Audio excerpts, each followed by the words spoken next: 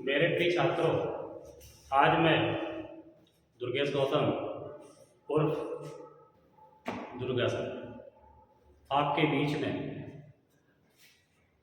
कक्षा 12 वाले बच्चों के लिए फिजिक्स के कुछ महत्वपूर्ण ट्रिक्स ध्रुवांतर कोचिंग के माध्यम से देना चाहता हूँ। तो प्यारे बच्चों, थोड़ा ध्यान देंगे और बहुत महत्वपूर्ण तरीके से मैं आपके बीच में theory, derivation, numerical, direction, dimension, सारी चीज़ें आपको मैं बहुत अच्छी कोटेशन पे देने वाला हूँ। तो थोड़ा ध्यान देंगे। पहले बात करेंगे बच्चों फर्स्ट पेपर की। फर्स्ट पेपर में पहले आप लोग एक ट्रिक बनाइए कि पहले पेपर में कितने लेसन हैं। उन लेसनों में टोटल हम पहले रूल पर बात करें। रूल्स जैसे पहला देख रहे हैं कूलाम का नियम। पहला आपका कूलाम का नियम हो गया, ठीक। फिर हमारा गॉस का नियम हो गया। पहला कूलाम का नियम, फिर गॉस का नियम। सीरियली पहले चैप्टर का नाम है वैद्युत क्षेत्रों कूलाम। इसके बाद इसमें पहला कूलाम का नियम हो गया। दूसरा है वैद्युत फ्लक्स एवं गॉस का नियम, तो ये गॉस का नियम हो गया। थर्ड लेसन में कोई नियम बिलोंग नहीं करता है। चौथा है, थर्ड है वैद्युत विभव। चौथा है संधारित्र, उसमें भी कोई नियम नहीं। अब हम पांचवें पे जाते हैं। पांचवा है वैद्युत चालन। वैद्युत चालन में भी नियम से रिलेटेड नहीं है कुछ। नेक्स्ट लेसन में जाते हैं, हमारा आता है किरचॉफ का नियम। किरचॉफ का नियम, किरचॉफ का नियम हमने देख लिया। फिर आगे जाते हैं फैराडे का नियम। बेटा इतने टॉपिक अगर हम रेडी कर लेते हैं, इन नियमों में से आपको कोई ना कोई टॉपिक में नियम फंस जाएगा। अब हमने एक तालिकाबद्ध कर लिया, एक तालिका सुटेबल कर ली कि हमें ये चार नियम हमारे फर्स्ट पेपर में मिलते जुलते हैं, इनमें से क्वेश्चन आ जाना है। अब तैयारी कैसे करेंगे?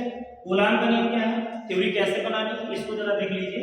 सबसे पहले बेटा हम क्या करेंगे, इसमें फिगर इंपॉर्टेंट होता है।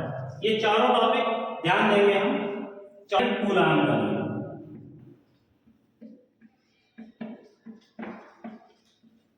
कैसे समझना है, पहले फिगर बना लेंगे। Q1, Q2 और इनके बीच की दूरी R है।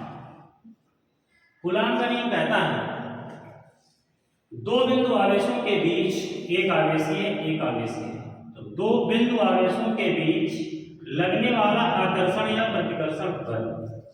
ये बेटा दो आवेश हैं, दोनों आवेशों के बीच लगने वाला आकर्षण या प्रतिकर्षण बल इन आवेशों के गुणनफल का मतलब Q1 into Q2, इन आवेशों के गुणनफल के अनुक्रमानुपाती तथा इनके बीच की दूरी के वर्ग के व्युत्क्रमानुपाती होता है। ये पहला नियम कूलाम का नियम बताता है दो बिंदु आवेशों के बीच लगने वाला आकर्षण या प्रतिकर्षण बल इन आवेशों के गुणनफल के अनुक्रमानुपाती तथा इनके बीच की दूरी, बेटा ये दूरी कितनी है, r दी है, इनके बीच की दूरी के वर्ग के व्युत्क्रमानुपाती होता है।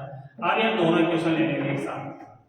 इसके यहाँ डेरिवेशन हो जा रहा है। रूल तो मैंने बता दिया, लेकिन डेरिवेशन की देखिए बहुत इंपॉर्टेंट है बेटा। इससे हम कई लेसन में इसको फॉलो करते हैं। अब जैसे दोनों ले लेंगे F प्रोपोर्शनल Q1 Q2 बटे R कर लिया। अब बेटा प्रोपोर्शनल इक्वल के मतलब कोई कांस्टेंट मान होता है इसका।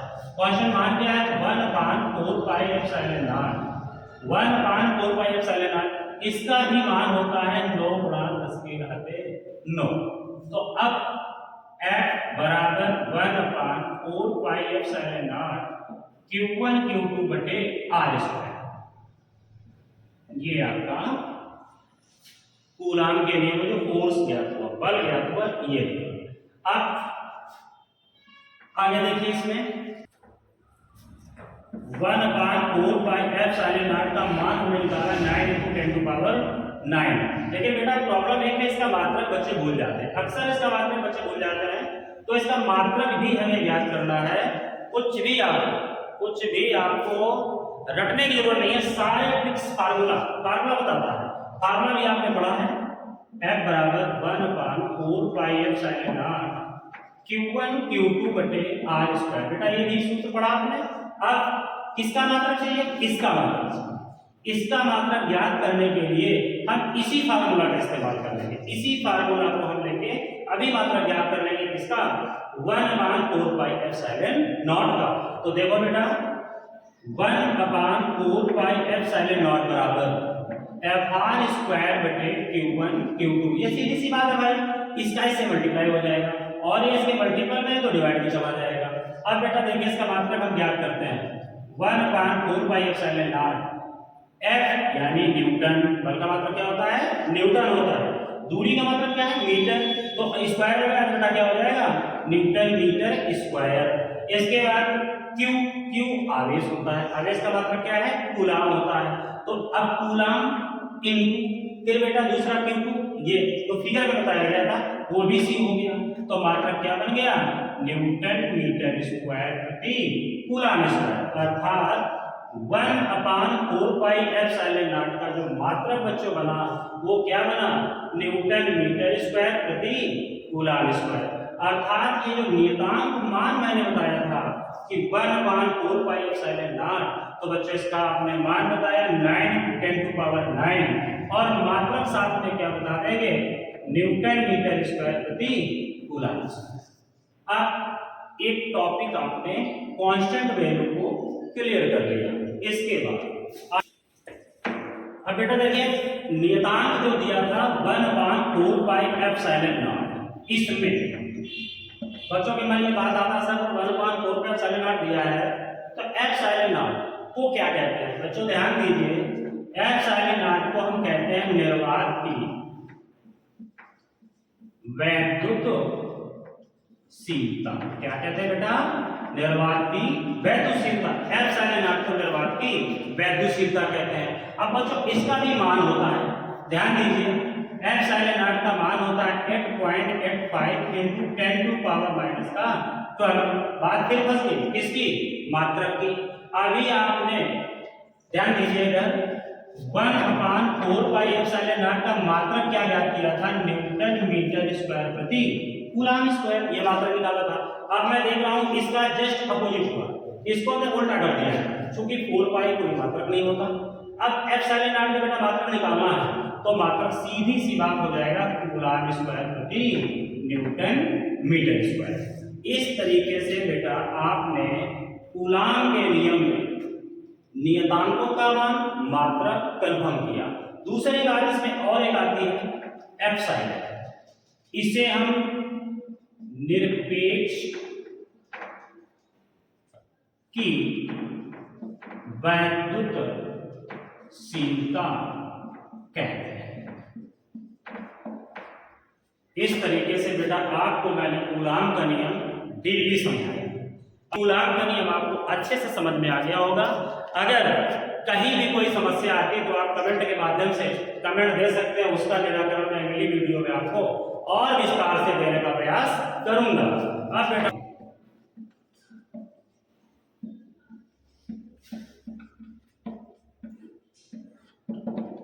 किरचॉफ में जरा ध्यान दीजिए, किरचॉफ का जो पहला नियम है, बच्चों किरचॉफ का जो पहला नियम है इसे हम संधि नियम भी कहते हैं। संधि नियम भी कहते हैं। बेटा हमें ध्यान देना है, किरचॉफ के नियम को संधि नियम भी कहते हैं। अब क्या है इसको जरा ध्यान दीजिए, बहुत सिंपल परिभाषा है, बिल्कुल पल में याद हो जाएगी। ध्यान दें, किसी भी संधि पर मिलने वाली समस्त धाराओं का, किसी भी संधि पर मिलने वाली समस्त धाराओं का बीजगणितीय योग शून्य होता है। रिपीट करते हैं, किसी भी संधि पर मिलने वाली समस्त धाराओं का बीजगणितीय योग शून्य होता है, अर्थात सिग्मा i बराबर 0। बेटा कैसे याद करेंगे?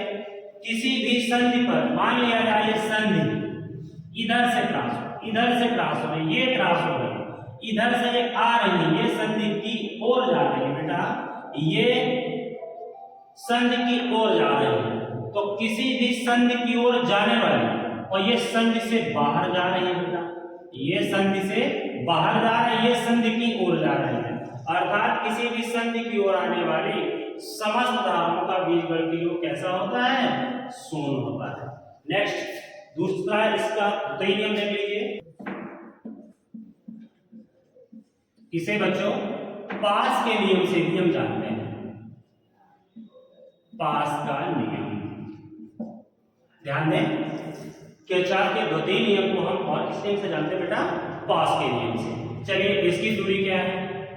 प्रत्येक बंद पास के विभिन्न खंडों में बहने वाली धाराओं यानी आई, प्रत्येक बंद पास के विभिन्न खंडों में बहने वाली धाराओं और संगत प्रतिरोधों का गुणनफल, प्रत्येक बंद पास के विभिन्न खंडों में बहने वाली धाराओं और संगत प्रतिरोधों का गुणनफलों का बीजगणितीय योग, प्रत्येक बंद पास के विभिन्न खंडों में बहने वाली धाराओं और संगत प्रतिरोधों के गुणनफलों का बीजगणितीय योग उस पास में प्रेरित विद्युत वाहक बल के, उस पास में प्रेरित विद्युत वाहक बल के बीजगणितीय योग के बराबर होता है।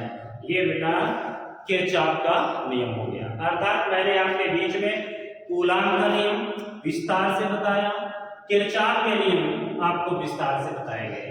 अगली क्लास में बच्चों हम आपको लेके आएंगे फैराडे के नियम, बहुत मोस्टली तरीके से बताएंगे।